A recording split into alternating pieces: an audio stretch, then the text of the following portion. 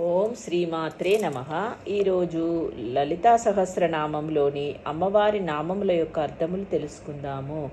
రాజరాజేశ్వరి, రాజ్యదాయిని, రాజ్యవల్లభ, రాజకృప, రాజపీఠ నివేశిత నిజాశ్రిత. వీటి నామముల యొక్క అర్థములు తెలుసుకుందాము. రాజరాజేశ్వరి, ఇది అమ్మవారి 6 అక్షరాల నామము. దీనిని రాజరాజేశ్వర్యై నమః అని ధ్యానించాలి. ఈ నామము నుండి సాగర మేఖల వరకు రాజ్యలక్ష్మి మంత్ర విశేషములను వివరించారు వాగ్దేవతలు. ఇది సాధనాపరమైన నామము. షోడశీ విద్యాది దేవతయే రాజరాజేశ్వరి. ఆ తల్లియే కామేశ్వరిగా లలితగా ఉంది. రాజరాజులకే ఈశ్వరి ఆ తల్లి కనుక రాజరాజేశ్వరి. రాజు అనగా పోషించేవాడు, గొప్పవాడు, ప్రకాశించువాడు అని అర్థము. దిక్పాలకులను రాజులు అంటారు, లోకపాలకులను రాజరాజులు అంటారు. రామచంద్రమూర్తి, బ్రహ్మ, విష్ణు, మహేశ్వరులు కూడా రాజరాజులే. కుబేరుడు, ఇంద్రుడు మొదలైన దేవతలు కూడా రాజరాజులే.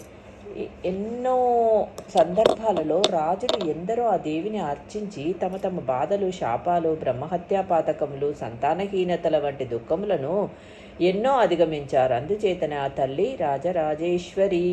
ఈ శ్లోకంలో మొదలైన రాజరాజేశ్వరి నామంను శ్రీమాత్రే నమః అని మొదలుపెట్టి సాగర మేఖల వరకు నామాల గుంపును జపం చేసినట్లయితే ఆ తల్లి ఏ కోరికతో వారు ఈ జపం చేస్తున్నారో ఆ కోరికను తీరుస్తుంది. అటువంటి రాజరాజేశ్వరిగా పిలువబడే శ్రీమాతకు నమస్కారములు అని భావము. రాజ్యదాయిని, ఇది అమ్మవారి 5 అక్షరాల నామము. దీనిని రాజ్యదాయినై నమః అని ధ్యానించాలి.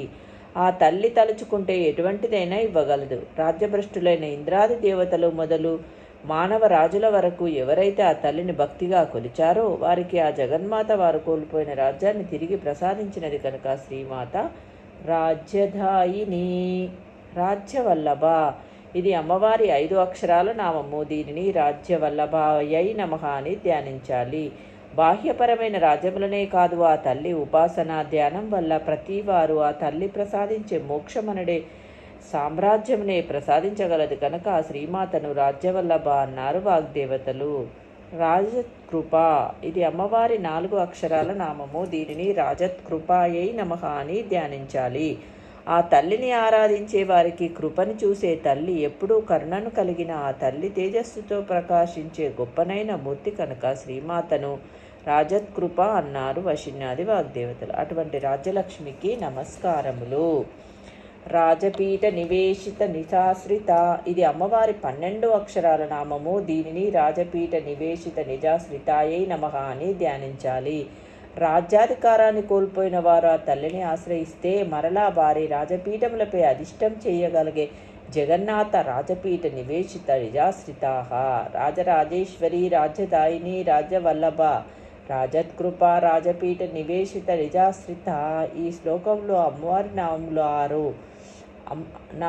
5. ఈ నామములు విశేషమైన రాజ్యలక్ష్మి మంత్రపరమైన నామములను పేర్కొన్నారు వాగ్దేవతలు. ఆ తల్లి ధ్యానం మనకు ఎన్నో కీర్తులను ప్రసాదిస్తుంది అని భావము. ఓం శ్రీమాత్రే నమః. రేపటి వీడియోలో మరికొన్ని శ్లోకములతో మళ్ళీ